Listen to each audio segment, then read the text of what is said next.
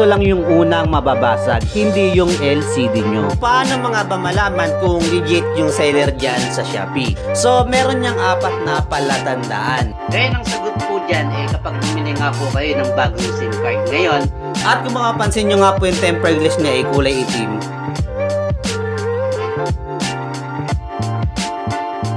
So hello, what's up YouTube? For this video, pag-uusapan nga natin itong isang tanong na laging tinatanong nga dito sa ating comment section. So pag-uusapan nga natin siya ngayong araw na ito. At ito nga yung mga SIM card na lumang SIM card na nawalan ng signal. At ang lagi nga nilang sinasabi naka-register nga po. So meron po tayong isang viewers na PM nga sa atin dyan nga sa ating Facebook page. At tinatanong niya nga sa akin kung totoo daw ba na kailangan kumuha ng plan bago daw mapalitan yung SIM card. At ang binibigay nga na plan sa kanya, ito nga yung plan 599. At kailangan nga daw po yun sa loob ng 6 months. At babayaran nga daw po buwan-buwan.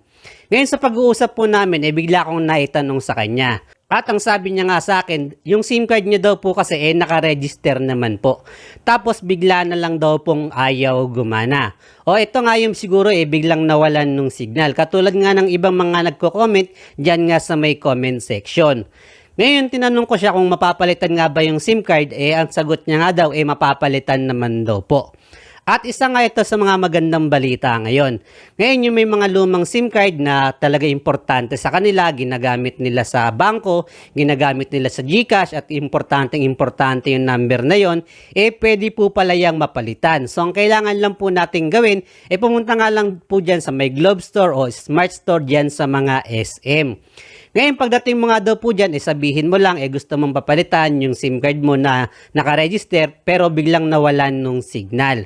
At ang sabi niya nga po sa atin, kailangan nga daw kumuha ng plan 599 bago daw mapalitan yung SIM card. Ngayon, ang sabi ko naman sa kanya kung importante po talaga yung SIM card sa inyo at ginagamit nyo po talaga, plan 599 na yan, okay na po yan. Dahil yung plan 599 na po yan, 20 pesos lang po yan per day. At sa halagang 20 pesos, mapapalitan na nga yung SIM card mo at hindi ka na ng mga problema. So ngayon, ano yung requirement na hiningi naman sa kanya para mapalitan? So hiningihan daw po siya ng valid ID at ito nga yung bayad na 599 pesos para nga daw po doon sa may SIM card. At yung plan na po na yun, kailangan nga daw pong bayaran monthly sa loob ng 6 months. Ngayon, kung meron po kayong SIM card na lumang SIM, naka-register naman talaga, at bigla nga lang nawalan ng signal at hindi nyo na magamit, punta lang po kayo dyan sa mga SM. At kung inaalok po kayo ng plan, kung talagang importante naman, ang importante may balik nga yung SIM card ninyo at magamit nyo ulit. At magandang update nga to para nga sa mga namumblema na nawalan nga ng signal yung mga naka-registered nilang SIM card. At kita kasi na lang tayo sa susunod na episode.